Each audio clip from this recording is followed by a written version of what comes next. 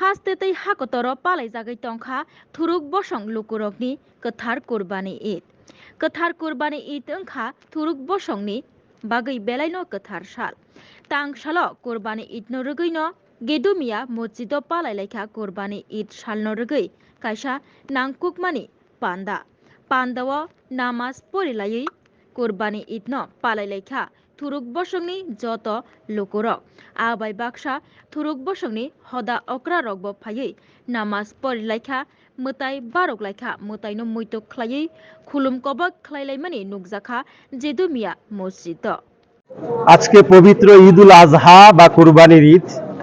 আজ থেকে প্রায় 5000 বছর পূর্বে হযরতে ইব্রাহিম আলাইহিস সালাম নামক একজন মেসেঞ্জার অফ গড বা প্রফেট ছিলেন। 90 বছর বয়স পর্যন্ত ওনার কোনো সন্তান ছিল না। 90 বছর বয়সের পর আল্লাহর কাছে বিশেষ প্রার্থনার মাধ্যমে অলৌকিকভাবে একটি সন্তান জন্ম হয়, যার নাম রাখা হয় ইসমাইল।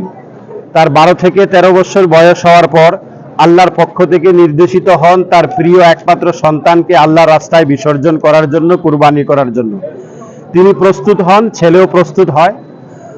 আর সৌদি আরবের মক্কার মিনার ময়দানে ছেলেকে কুরবানি করার জন্য নিয়ে যান এবং ছুরি চালান, কিন্তু ছুরি চলে না, কার্যকরী হয় না। আল্লাহর পক্ষ থেকে ঘোষণা হয়, ইব্রাহিম, তোমার ছেলেকে কুরবানি করা এটা উদ্দেশ্য ছিল না, এটা একমাত্র পরীক্ষা ছিল।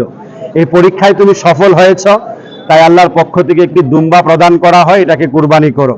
আল্লাহ পাক এই কুরবানির কথাটাকে এত পছন্দ করেছেন, কিয়ামত পর্যন্ত সমগ্র বিশ্বের মুসলমানদের জন্য প্রত্যেক বছর ঈদুল আজহার দিনে এই কুরবানি প্রথাকে চালু রেখেছেন।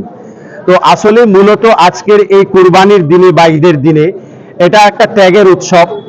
এই উৎসবের দিনে মূলত ঈমানওয়ালা মুসলমানরা নিজের প্রিয় বস্তু অর্থাৎ কোনো একটা পশুকে আল্লাহর রাস্তায় কুরবানি করে নিজের মনের ভিতরে যত খারাপ কার্যকলাপের, আনসোশাল কার্যকলাপের মন মানসিকতা আছে, এগুলাকে স্যাক্রিফাইস করার, উৎসর্গ করার, কুরবানি করাই হলো মূলত উদ্দেশ্য। এই উদ্দেশ্যকে কেন্দ্র করে যখন একটা মানুষ কুরবানি করবে, মূলত একটা সৎ আদর্শ মানুষ হওয়ার এর একটা প্র্যাকটিস বা অনুশীলন। এবং এই কুরবানির উদ্দেশ্য শুধুমাত্র মাংস খাওয়া নয়। এই কারণে কেউ যদি মাংস খাওয়ার উদ্দেশ্যে কুরবানি করে, তাহলে ধর্মীয় মতে তার কুরবানি আদায় হবে না, বিশুদ্ধ হবে না। এই কারণেই কুরবানি করার পর কুরবানিকৃত পশুর মাংস 3 ভাগে ভাগ করতে হয়। 1 ভাগ গরিব অসহায়দের, 1 ভাগ আত্মীয় স্বজনদের, 1 ভাগ নিজেদের জন্য।